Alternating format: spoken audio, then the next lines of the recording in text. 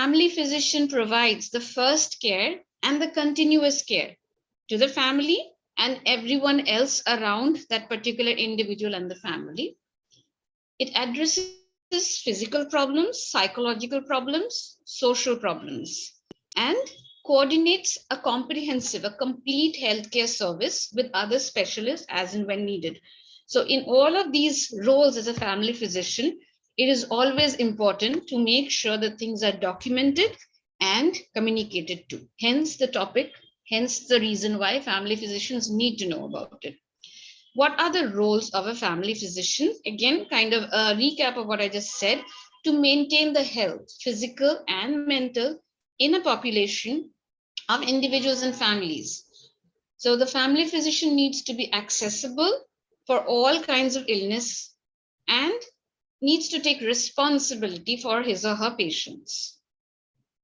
As a family physician, we are supposed to be able to detect the earliest change from normal. So if you really know your patient and your patient's family, you will be able to detect when something is aberrant from what is normal, because not everything is going to be textbook normal all the time. And of course, once you're into that, the long-term management of the patient in the setting of the family and the community. So it's a lifelong commitment that you make. Generally, medicine demarcates 9 levels of care, and you'll notice throughout the conversation today that in all these 9 levels, it's required to document and communicate. So I'll be using these 2 keywords many times. Disclaimer, no one has paid me from any organization to repeat these words again and again.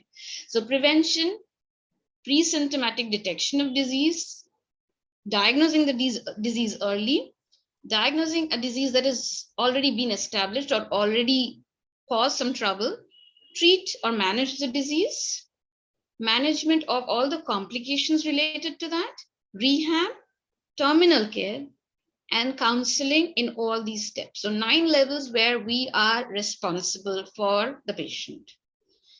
Going directly now into my topic proper, documentation and communication. So this is a little bit of a one-way lecture. So I would have hoped that I could have got answers from you. But if you have your notebooks or maybe in your chat box, just write down thoughts that you have from this particular picture. And while you are writing, I'll just give you things that might come up. For example, you see a nice doctor with a pen and he's written something down. And there's a communication going on. And as you notice, the communication is two-way. The patient is talking at the moment. The doctor is listening.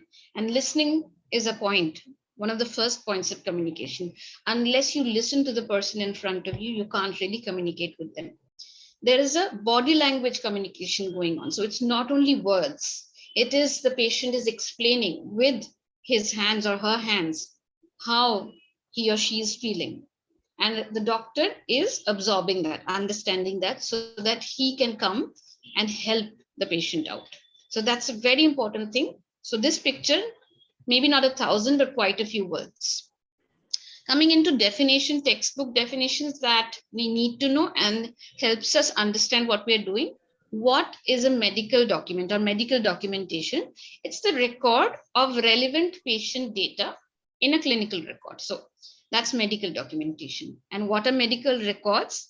The record of all the history, the care plan, the treatment that has been there, the past history, results of investigations, provisional and final diagnosis, and the medications being taken. So a lot of information goes into medical records. And what is documentation as a definition? A vital component of safe, ethical, and effective patient care practice. It provides a way to describe and put into writing and communicate data, figures, information, knowledge that you have gained from the patient, knowledge about the care that you're providing to the patient, and what effect or result has this care caused on the patient. So it's quite comprehensive. It covers a lot of things and make sure that the care is continuous and not fragmented. Documentation is also, in today's day and age, it's a very important legal record. Yes. Ritika, is this any, Yeah. Any issue? No, doctor. Yeah. All good. Okay. Okay, so documentation also provides a legal record. So in today's day and age, it's quite important to be legally correct also, because you never know. You might have the best of interest of your patient in your heart, but things might go wrong. And then these days they say, unless you've written it down, you might as well have not done it. So that's why it's important to document however and whenever possible. Although does not mean that you stop doing the activity and just write, but yes, some point somewhere there needs to be some information which can be produced later on, that you have tried your best, you had the best interest of the patients in your heart. And then having SOPs, having principles, algorithm, notifications in your OPD, in your hospital, that's also a documentation system, and it helps present a lot of content in meaningful ways. So it's not necessarily only the thing that you're writing in the prescription, handouts that you give, even consent forms that you're getting signed, they're all part of the documentation process. Now, what is communication?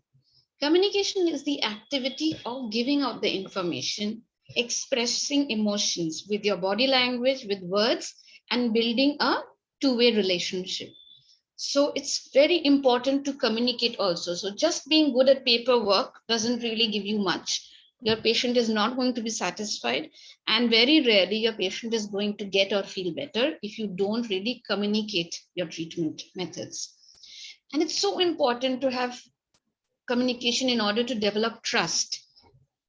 Unless your patient trusts you, it's very difficult for the patient to really get better. So you need to develop trust by communicating, and effective communication is going to do that.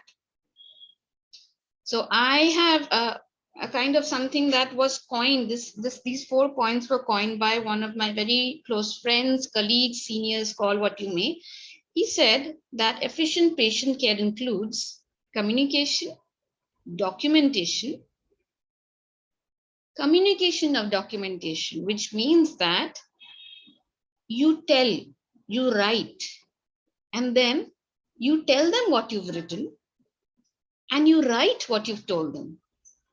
It's such a very easy way to actually, just 4 little points with 2 words, where, small example, you are seeing a patient in the OPD and the patient gives you some history.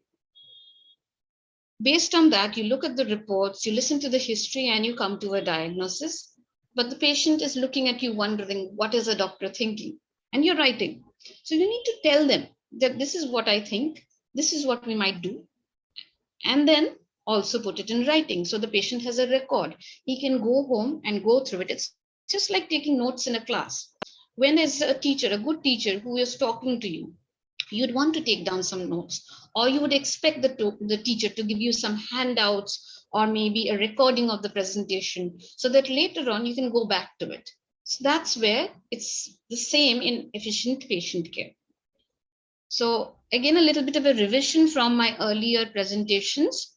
This is Wagner's system of coordinated care, or the care model for chronic diseases. I have used this over here because I feel it's not only for chronic diseases, it is important for any kind of healthcare where we aim to get improved outcomes. And in order to get improved outcomes, we need an informed and empowered patient and family. And for that, we also need a team that is prepared, proactive, and is practical, is doing all the work. So how do we get this ideal model? We need to look into each little system. So the care needs to be coordinated. The follow-up needs to be very proactive. If you notice these things, unless you put it in writing, unless you remind them, communicate them through verbal cues, through methods, through emails, it doesn't work. We need to make sure that patient is educated, self-management is being assessed, patient and the doctor, or the patient's family and the doctor, they're collaborating on decisions. And always remind your patient that the patient is key. Number one, he is the CEO of his own health. Unless he or she takes care of himself, all that you do is not going to really work. Decision and support is given in the form of guidelines, education for the healthcare providers, education for the family members, support from experts. So as family physician, obviously you're not going to know everything. So you need to know where to go, who to ask for correct information. We need to keep registers, data, change our management method from passive in the background to active. Make sure that you are being proactive in taking care of your patient. For that, we need to link ourselves to community resources. We need to link ourselves to the organization system. It might be the leadership in your hospital where you work. It might be national leadership, government, anywhere, somewhere where we can bring the focus back to wellness from illness. So how is communication important? There are things that we need to just think about when we are trying to treat a patient. We need to think if the patient understands the problem that he or she has. Does he understand the importance of all the lifestyle management methods that I've told him or her? Does he understand the medicines that I've given, what the dose is, how to use it, how to store the medicines? For example, you give someone insulin and they don't really know to keep it in the deep freeze or to keep it in the freezer, what temperature, where. So unless you or someone from your team tells it to the patient, he or she is not going to know. And the outcome of the treatment will not be proper. You need to give them little ideas, little tricks on how to remember medication timings. For example, this morning I had a patient who is hypothyroid, and despite increasing doses again and again, she still was not getting to the required TSH value. Her things were not coming under control, and that was making her more depressed than her hypothyroidism was doing. So just try to tell her that, you know what, you can keep your medicine just beside your toothbrush. So when you wake up in the morning and you brush your teeth, you see your medicine right away and you remember to pop that pill. So small methods to help them remember timings. Can my patient use his self-management devices? So you've given your patient insulin and you expect the patient to check his blood sugars 3 times a day, but he doesn't even know how to use his glucometer. Then what? That's where you or your team needs to communicate it to the patient. There might be problems with compliance, and as a family physician, you're responsible to look into that also. Do you think the patient might not be able to afford it? Is he afraid to take a long-term medicine? Does he lack family support? We need to look into these things. In all our process of communication, we need to always promote health, remind people about childhood and adult immunization, and try and modify behavior. And you need to have some sort of recall systems for follow-ups and home visits. Put it in the papers, send them SMSs, maybe send them emails, maybe whatever you can think about something. With good EMR systems, sometimes it's automated, but not everywhere in India do you have access to those. So you can be quite innovative in things like this. Most people would have access to a mobile phone or an email somewhere. So you can think about maybe sending WhatsApp reminders or something. Don't bombard people with spam, but yes, this works.